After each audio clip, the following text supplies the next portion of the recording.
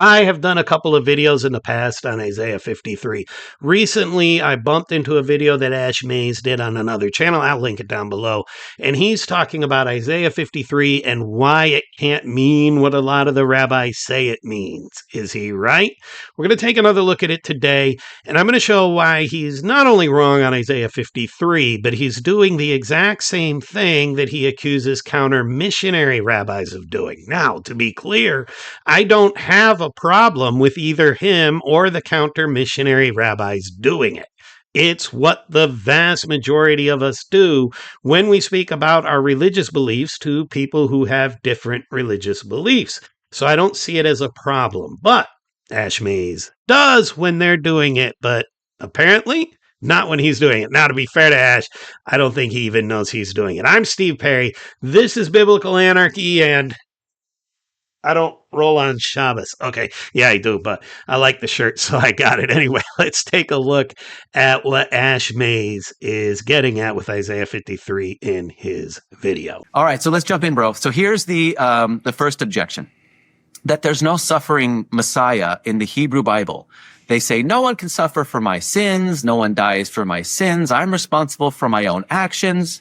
Judaism rejects a Messiah who carries sin. So show us what the classical Jewish sources actually say about a suffering Messiah. So what's really interesting on that one is, number one, a plain reading of the text would tell you that. So when rabbis claim, well, I'm just using the scripture, it's like, well, no, you're using the rabbinic lens that's later, Rashi cherry picking which sources that he goes to that says it's Israel or it's this. There are some views that it's Israel and the Messiah when you're talking about Isaiah 53. There are some views where it's only the Messiah and some views where it's only Israel. The ones that it's only Israel are like few and far between. It's usually referring to at least the Messiah in that context. A plain reading of the text would tell you that it can't be Israel because Israel it would be suffering for the Gentile nations that are oppressing them to be saved, which doesn't make any sense. Well, hold on, pause there for a second, because just elaborate on that a little bit. You're saying that the Gentile nations are going to receive forgiveness and atonement because they're causing suffering. Exactly. So if you read Isaiah 53 in context, the nations are also being redeemed by this suffering servant. And if they're the ones that are oppressing the servant, they're causing the suffering that then redeems them. It doesn't make sense. Now, the rabbinic understanding of Isaiah 53 is that it's the righteous remnant of Israel in the end times. They will be made to suffer. And then Ash is saying here that it doesn't make sense that the nations who are causing this suffering could be redeemed by the very act of evil they are doing in causing the suffering. Now, you can have whatever your opinion is on whether or not that makes sense, but the problem for Ash Maiz is this is a staple of Christian doctrine. People, in the eyes of Christianity, the suffering servant is generally seen as Jesus, the Messiah, and what happens with the people who cause his suffering. We look first in Luke 23:34. Then Jesus said, Father, forgive them, for they do not know what they are doing. So here Jesus seems to think that these people who are causing his suffering can be forgiven for the very suffering that they're causing. And if we go forward a few verses, in verse 43, he replied, truly I tell you, today you will be with me in paradise. But this is one of the robbers hanging on the cross next to him, who we are told in Mark was mocking Jesus. So he's causing the suffering of the servant, and yet he can be redeemed by the suffering of the servant. Again, we go now to Mark 15:39. Now, when the centurion who stood facing him saw that in this way he breathed his last, he said, truly this man was God's son. And if this centurion truly accepted Jesus as the Son of God, then one of the very soldiers who crucified Jesus would be forgiven. They would find atonement with God in the suffering that they had caused for the servant of God. And last but not least, we have Pontius Pilate. This is from the Catholic Encyclopedia, where they recognize the possibility that Pilate, as Christian tradition has it, became a Christian later. And they point out that the Abyssinian Church has Saint Pontius Pilate. They have Pilate as a saint. He has his own holy day in a couple of the Orthodox churches. Now, you can get around any of this if you so desire. I don't really see the need to, because ultimately the problem that you're going to run into is this. If the way that God was going to redeem the world was through the death of the suffering servant, then somebody had to cause that death. So God's plan of salvation would necessarily rule out at least one person, unless the people causing the suffering of the servant could also be redeemed by the suffering of the servant. So I don't really see this as a problem, but if Ash does, it's odd to me that he ended up in the Christian tradition where Jesus says, Father, forgive them, for they know not what they do. Now, that's a textual variant. You can get around that. You can point out that some of the manuscripts don't have that line from Jesus.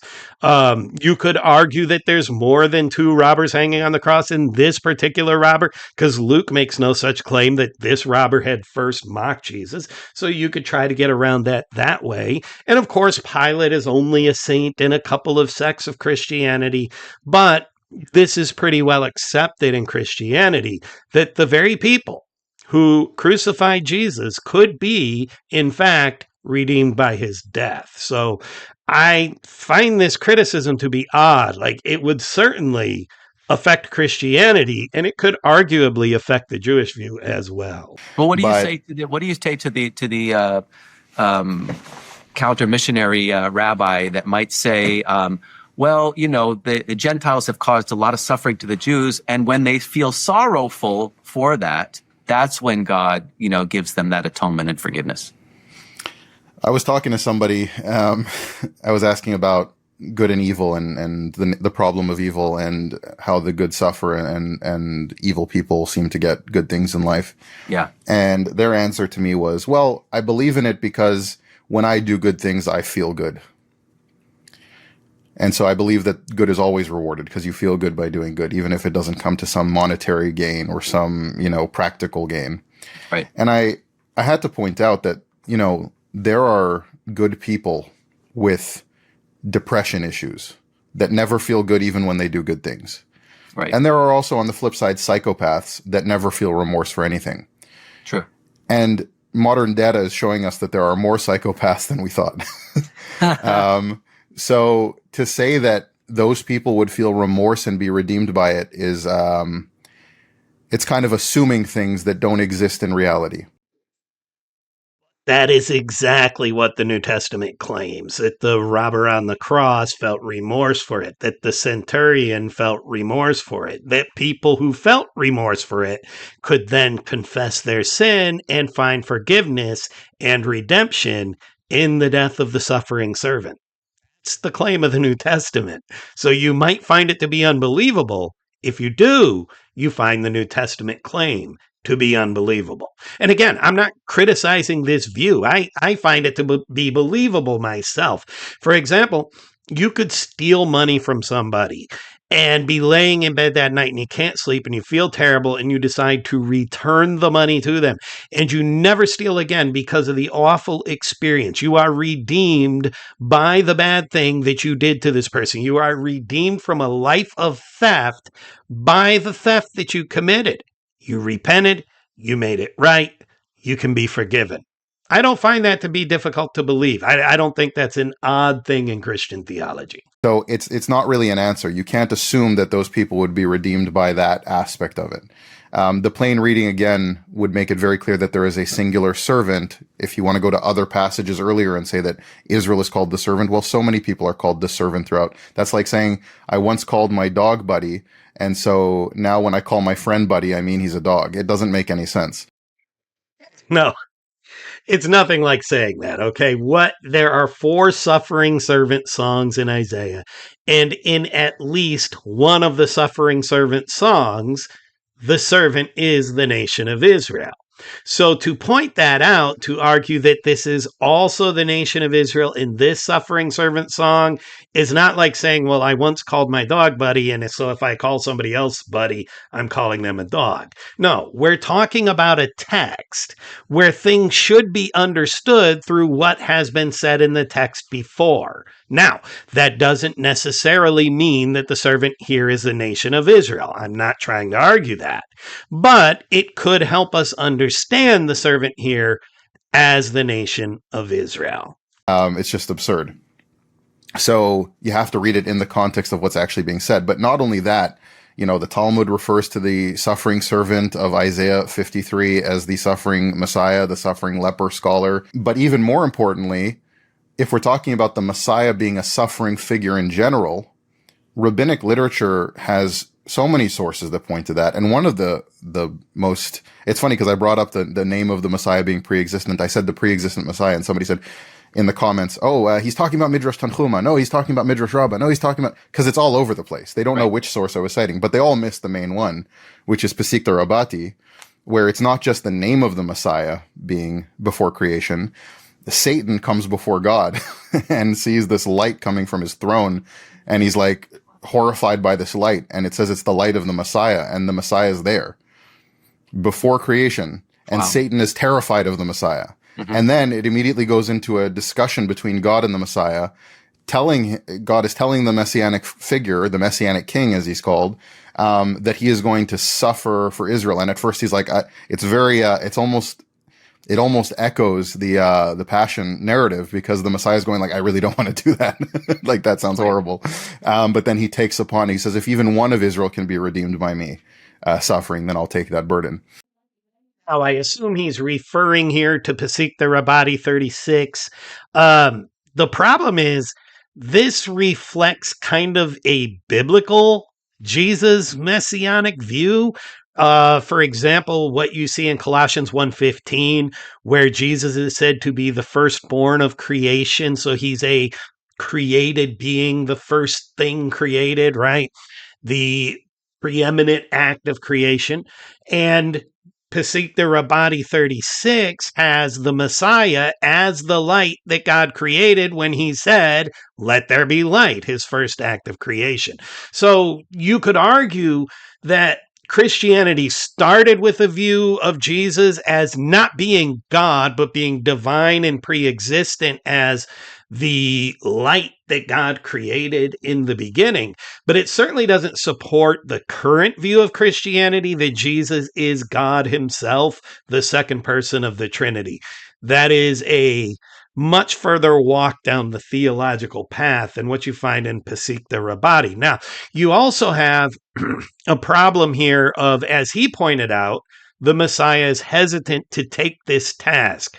That, again, is a problem in Christian theology, because Jesus, in the Trinity, there is only one divine will, okay? So basically, there are three persons of God, but there is only one essence of God, and it's the essence that creates the will.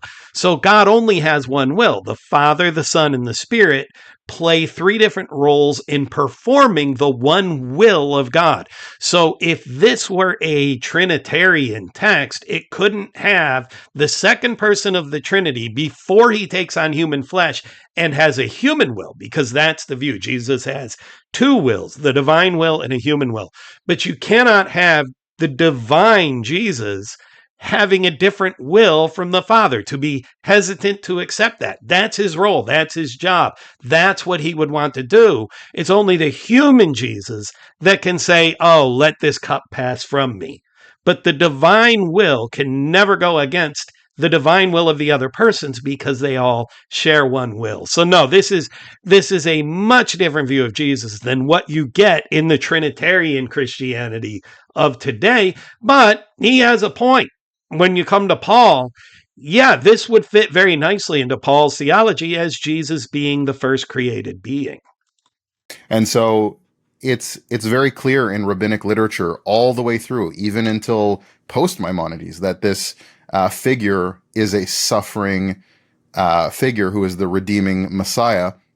Not only that, contemporary sources in the anti-missionary field, Emmanuel Shochet, for example, pointed out that other anti-missionaries are distorting Jewish tradition to say that this is not a messianic passage.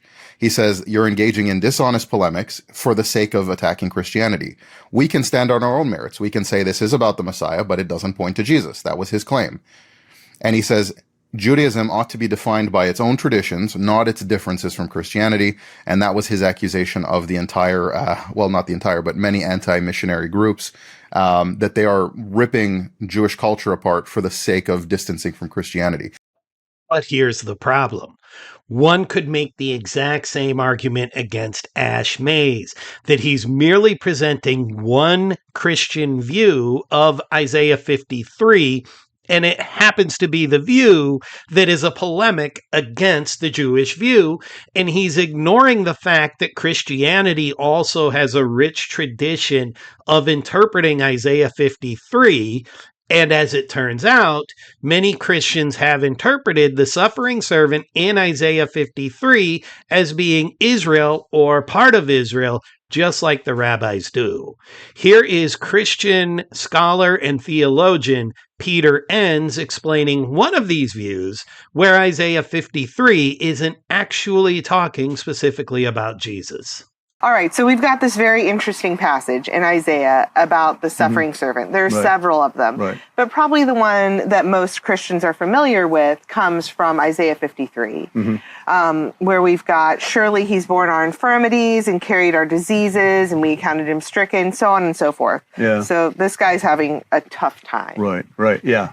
Yeah, so whoever that guy is, he's having a tough time, I know, yeah. And growing up, I always heard this is a prophecy about Jesus. Yeah.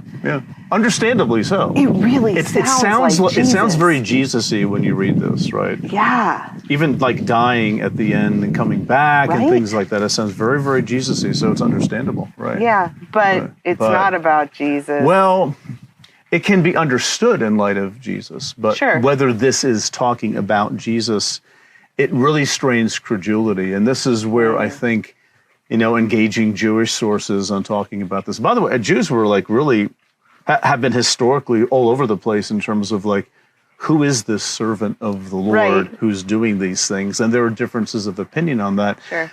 And there's one angle that I like that has made sense to me. I'm not saying it's the only one, but it makes a lot of sense to me. And that is the servant here. There are 4 of these, what they call servant songs, in this part of Isaiah, starting in chapter 40. And this whole section of Isaiah is all about, you're in exile, but it's going to be over real soon, and you'll come back. It's very good news. Yeah. And you have this servant mentioned 4 times. And this is the last time we have the servant of the Lord, the servant of God.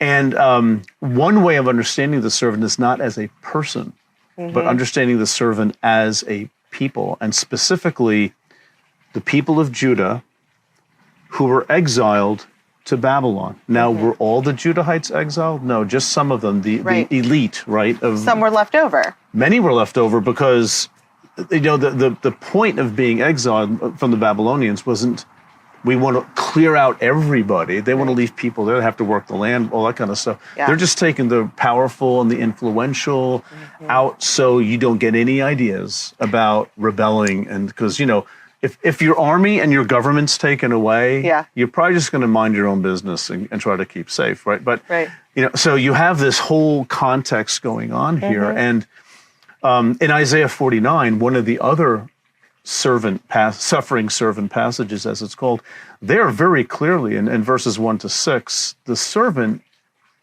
is Israel. It just comes right out and says it. It just comes out. It gives it like it's a collective meaning, right? Right, yeah. Well, how can that be? But it says he, him, all this kind of stuff.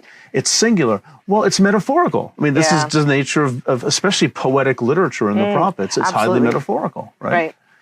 So if understood that way, we're reading a passage here that, again, according to this understanding, which is the one that I hold to, you have the Judahites who were exiled, and they suffered. Yeah, greatly. They suffered. And they suffered because exile was God's punishment for the people for disobedience in the covenant. But, interesting problem here. If it's to punish the people, only a small number of them are taken away into exile. So, what about the people who are left they suffered for them. So Their suffering paid for everyone's transgressions. I just think that's an amazing way of looking at it. Again, I didn't make this up. This is a very old interpretation. Right. Yeah, so in verse 6, where it says, we all like sheep have gone astray. We all like sheep have gone astray. We've turned to our own way, which is nice that it rhymes in English, you know. And the Lord has laid on him the iniquity of us all. And the him is the exiled Jews. But it says him. I know it says him. Right. Think in terms of the use of metaphors, collective consciousness, things like that. It doesn't have to be one person. Now, it might be. Right. It might be. But that one person, I'm going to say it's not Jesus in this passage, because this whole section of Isaiah is all about the exile is coming to an end. Right. It's hopeful. To them. For them in that time. So you don't think it would be hopeful to people living 500 years before Jesus to say, I know you're upset right now, but in 500 years, there's going to be this guy. And that's the thing. See, that's what moves me away from thinking of this as, let's say, in a strict sense, predictive of Jesus, because you've got this whole section of Isaiah that's about, I'm coming, comfort my people, you know? Yeah. Speak tenderly to Jerusalem that her warfare is ended. She's paid double for her sin. She's coming back home. It's going to be great, right? Right. By the way, time out. Yeah. It's going to be a minute. Yeah, it's going to be now, a long time from now, which has nothing to do with what's happening, a long time from now, this is going to happen with this person who's going to be crucified. Right. And I don't think, honestly, for 1 minute, that's what the author has in mind. Well, it does the people that the author is speaking to no good. It does them no good. And that's the thing. Prophecy is not, let me show off what I know about the future that you can't possibly verify.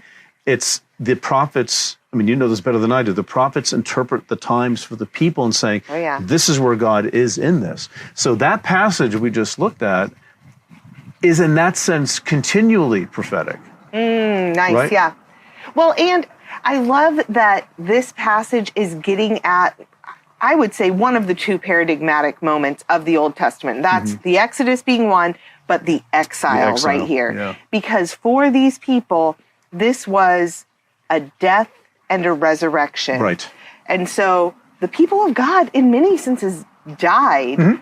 And when they came back, they were brought back to life. It even says that in this passage. There's death involved.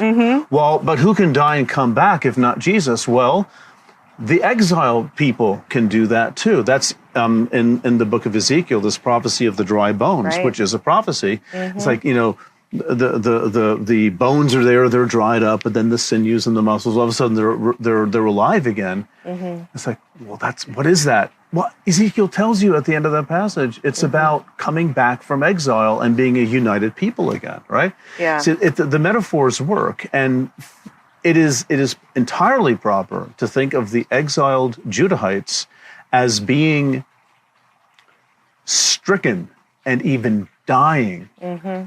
But then when they come back again, it's going to be a whole new beginning. It's going to be a resurrection of sorts. This is a big idea in the Hebrew Bible. I mean, John Levinson wrote a book about resurrection and light. I know. Isn't that a great book? I love that book. He's one of my heroes. Anyway, He's the best. Yeah, the thing is, like, there's so much happening on the level of Hebrew Bible Israelite history in these passages. That's so full of theology. We miss that theology if we just do this quantum leap into the New Testament period. And I think we miss the richness of Jesus. Yeah, absolutely. If we make the leap from here to Jesus. Right. Because what John Levinson does so well in that book is he shows you that the people of God are God's beloved son, right? And their death has to occur and their resurrection. And so when he gets to the Gospels and Jesus is being baptized and God says, this is my beloved son, Levinson goes, you should know he's going to die. Yeah, exactly. Right there. That's right. You should know That's this exactly guy is going to die because that's what happens to Israel. Right.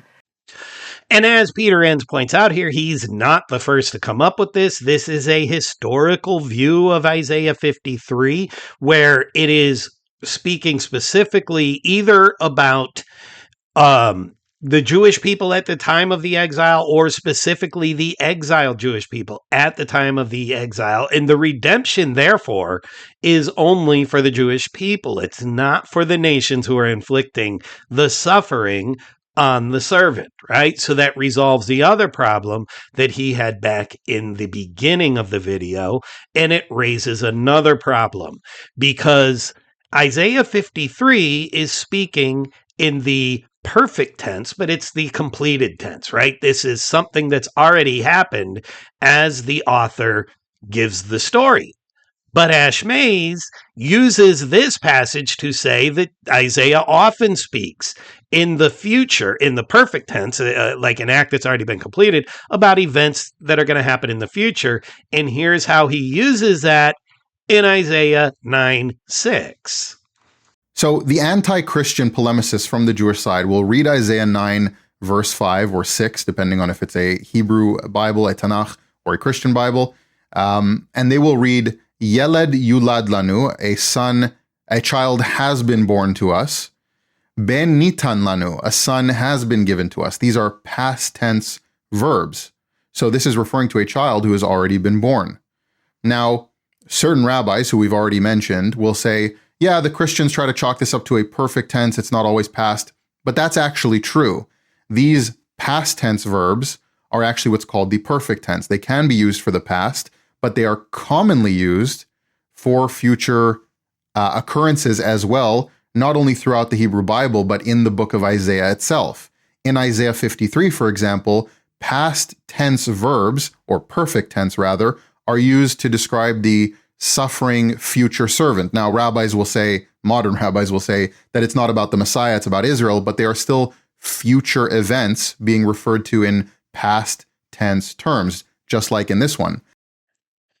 But based on this view, since this is Deutero-Isaiah, this is second Isaiah, as the scholars would argue, that Isaiah 40 and onward, at least through 55, is written by a different author at a different time. So it's being written at the time of the exile, and that's why it's written in the completed sense. This has already happened or is happening as the author is writing it. He's not writing about an event 500 years in the future in this view, and that's why he would speak in the past tense. And the same would hold true then for Isaiah 9:6. If he's talking about the birth of Hezekiah, it makes perfectly good sense that he's speaking in the past tense. And if you think he's not speaking about Hezekiah, I would challenge you to do this. Go to your Logos Bible software or whatever Bible you use and just highlight the words, "The zeal of the Lord of hosts will accomplish this," however it's written in your Bible. Highlight that and search the text to see how many times that phrase occurs. And it always occurs 3 times in reference to King Hezekiah and what happened with the angel of the Lord and the Assyrian troops during that reign. Now, that leads us to another problem with Isaiah 9:6. Why does it never appear in the New Testament? And in the past, I have pointed out that Matthew quotes from Isaiah 9, actually the last verse of 8 in your Hebrew Bible, and then the first verse of 9 in the Hebrew Bible, or the first 2 verses of 9 in the Christian Bible. Matthew quotes from this, but no New Testament author quotes Isaiah 9:6. Why not? Well, I recently bumped into some information I didn't realize before, and this is interesting. Let's take a look at the Septuagint version of Isaiah 9:6. Now, this is an interesting thing because in many cases we can see that the New Testament authors are using the Septuagint, and here's how Isaiah 9:6 appears in the Septuagint. And notice the only name that is given is the messenger of the great council, no mighty God, no everlasting Father. This does not appear in the Greek version of Isaiah 9:6. So now we're left with the choice. Did the authors of the New Testament, were they reading Hebrew and they saw this verse and they just blew it? They just missed this one particular verse, which might call the Messiah God? Or were these very Hellenized Jews that were relying entirely on a Greek translation and also, by the way, writing in Greek? And that's why they didn't know this verse was there. Their translation didn't have it. I mean, it seems counterintuitive to Christians. I get that because they believe Matthew, Mark, Luke, and John are the authors of Matthew, Mark, Luke, and John. But that's just church tradition. The writings themselves don't attribute themselves to these authors, and they are all written in Greek. So it's very possible that these were Hellenized Jews, and that's the only version that they had available to them. I don't know. But this is just a problem that Ash Maiz runs into with these interpretations where he's presenting only one side of the Christian story, which is fine. I don't have a problem with that. That's the side he believes. He should be able to represent that side. But if he can represent only the side he believes and leave out the fact that there are many Christians who actually agree with the Jewish interpretation that he's criticizing, then you cannot criticize Rabbi Tovia Singer and the other anti-missionary rabbis for doing the exact same thing, just presenting the side that they agree with and leaving out the parts that they don't. I think everybody's entitled to do that. What do you think? Let me know in the comments down below.